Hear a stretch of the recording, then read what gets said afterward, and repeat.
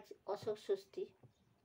অশোক ষষ্ঠীর উপকরণ হচ্ছে মুগ কলাই, কলা, কাঁঠালি কলা, দই, অশোকের কলি 6টি কলার ভেতরে পুরে গিলে খেতে হয়, চিবিয়ে খাওয়া যায় না। এবার বলছি আমি অশোক ষষ্ঠীর কথা। কোনো অশোক বনে এক মুনি বাস করতেন, চারিদিকে অশোক ফুলের গাছ, মাঝখানে মুনি কুড়ে ঘর। একদিন মুনি সকালে উঠে দেখেন তার কুড়ে ঘরের সামনে অশোকতলায় একটি পদ্ম ফুলের মতো মেয়ে পড়ে পড়ে কাঁদছে। মুনি ধ্যান করে দেখলেন একটি বুনো হরিণী ওই মেয়েটি প্রসব করে ফেলে গেছে। মেয়েটিকে দেখে মুনির বড় মায়া হলো। তিনি সেটিকে ঘরে এনে লালন পালন করতে লাগলেন। মেয়েটি একলা শুয়ে থাকলে হরিণী এসে মাঝে মাঝে দুধ দিয়ে যেত। ক্রমে মেয়েটি বড় হলো।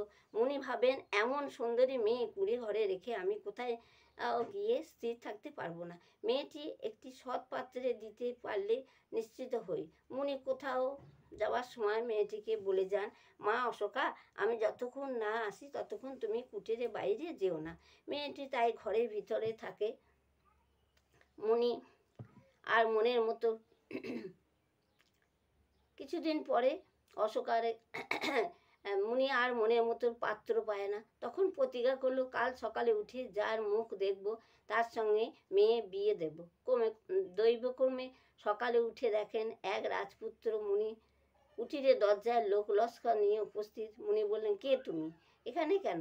রাজপুত্র বলে, আমি রাজার ছেলে, মৃগয়া করতে এসেছিলাম। সন্ধ্যা থেকে সমস্ত রাত্রি ঝড় বৃষ্টি হওয়াতে আমি আপনার এই কুটির দ্বারে আশ্রয় নিয়েছি। মুনি বললেন, তা ভালোই হয়েছে, আমার একটি মেয়ে আছে, সেটি তোমায় দান করব।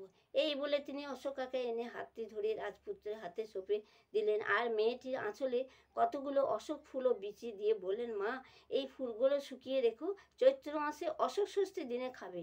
আর এই অশোক দানাগুলি দুহাতে ছড়াতে ছড়াতে যেও আমার কুটির থেকে রাজপুত্রের বাড়ি পর্যন্ত অশোক ফুলের গাছ হবে। যদি তোমার কখনো বিপদ না ঘটে তবে ওই গাছের সার ধরে ধরে আমার কুটিরে এসো। আর অশোক ষষ্ঠীর দিন কখনো অন্ন আহার করো না। তখন রাজপুত্র অশোকা দুজনায় মুনিকে প্রণাম করে যেতে লাগলেন। অশোকা দুহাতে অশোক ফুলের বিচি ছড়াতে ছড়াতে শ্বশুর বাড়ি গেলেন। রাজা রানী আদর করে বউ বেটাকে ঘরে তুললেন। কিছুদিন পর অশোকার একটি ছেলে হলো, তারপর ক্রমে ক্রমে 7টি ছেলে ও একটি মেয়ে হলো। ছেলেদের বিয়ে দেওয়া হলো। তারপর শ্বশুর শাশুড়ি যথাসময়ে স্বর্গে গেলেন। চৈত্র মাসে অশোক ষষ্ঠীর দিন শ্বশুর শ্রাদ্ধের সমস্ত দিন গোলমালে গেল। সন্ধ্যার সময় অশোকা বউরা বললে, ও মা, ভাত খাবে এসো। অশোকা বললে, আমার মনে ছিল না মা, আজ যে আমার অশোক ষষ্ঠী। তখন বউরা তাড়াতাড়ি মুগ কলাই সিদ্ধ করে এনে দিল। রাত্রে ছেলেরা বউরা ঘরে ঘরে শুয়ে রইল। সকালে কেউ আর ওঠে না। এক প্রহর বেলা হয়ে গেল, কেউ ঘরের দরজা খোলে না। অশোকা এই ঘরে ধাক্কা মারে, ও ঘরে ধাক্কা মারে, কেউ সাড়া দেয় না। তখন রাজার কামার থেকে দরজা ভেঙে কামারকে ডেকে দরজা ভেঙে দেখেন বউ বেটা নাতি নাতনি সবই আড়ষ্ট হয়ে পড়ে আছে। এই দেখে রাজা কাঁদতে কাঁদতে বললেন, অশোকা, কি হবে? তখন অশোকার সেই মুনির কথা মনে পড়ল। অমনি কাঁদতে কাঁদতে অশোক ফুলের গাছ ধরে বরাবর সেই মুনির কুটিরে গিয়ে মুনির পায়ের পড়ে কাঁদতে লাগলেন। বললেন, বাবা, আমার সর্বনাশ হয়েছে, ছেলে পুলে সব মরে গেছে। মুনি তখন ধ্যানে সব জানতে পারলেন। মেয়েকে সান্ত্বনা করে বললেন, তুমি অশোক ষষ্ঠীর দিন যে মুগ কলাই সিদ্ধ করে খেয়েছিলে সেই মুগ কলাইয়ের ঘুঁটের জালে সিদ্ধ হয়েছিল। সেই ঘুঁটের সঙ্গে ধান ছিল, সেই ধান আগুনে তাতে ফুটে খই হয়ে মুগ সিদ্ধর হাঁড়িতে পড়েছিল। সেই মুগ সিদ্ধ খেয়ে তোমার এই সর্বনাশ হয়েছে। ভয় নাই, আমার এই কুমণ্ডলে জল নিয়ে যাও, সকলের গায়ে ছিটিয়ে দাও, তাহলে সকলেই বেঁচে যাবে। আর কখনো এমন কাজ করো না। বছর বছর অশোক ষষ্ঠী দিন মা ষষ্ঠী পুজো দিয়ে কথা শুনে 6টি অশোক কলি 6টি মুগ কলাই দইয়ের সঙ্গে খেয়ে তবে অন্য কিছু খাবে। অশোকা তখন মনিকে প্রণাম করে নিজে বাড়ি গেলেন। কমণ্ডলে জল সকলের গায়ে ছিটিয়ে দিবা মাত্রই সকলে উঠে বসলো। কেউ বলে, এত ঘুমিয়ে পড়েছিস?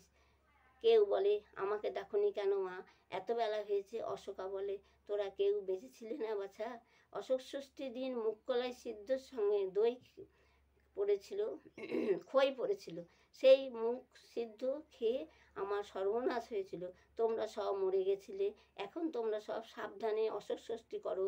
বছর বছর চৈত্র মাসে শুক্লপক্ষে ষষ্ঠী দিনে মা ষষ্ঠী পুজো দিয়ে মুগ কলাইয়ের সঙ্গে অশোক ফুলের কলি দিয়ে নিয়ে আমার এই বিপদ ভঞ্জনের কথা বলবে, তাহলে কখনো শোক পাবে না। এই বলে অশোকা ছেলে বউ নাতি নাতনি নিয়ে রাজার সঙ্গে সুখে স্বচ্ছন্দে ঘর কান্না করতে লাগলো। আমার ব্রত সমাপন হলো।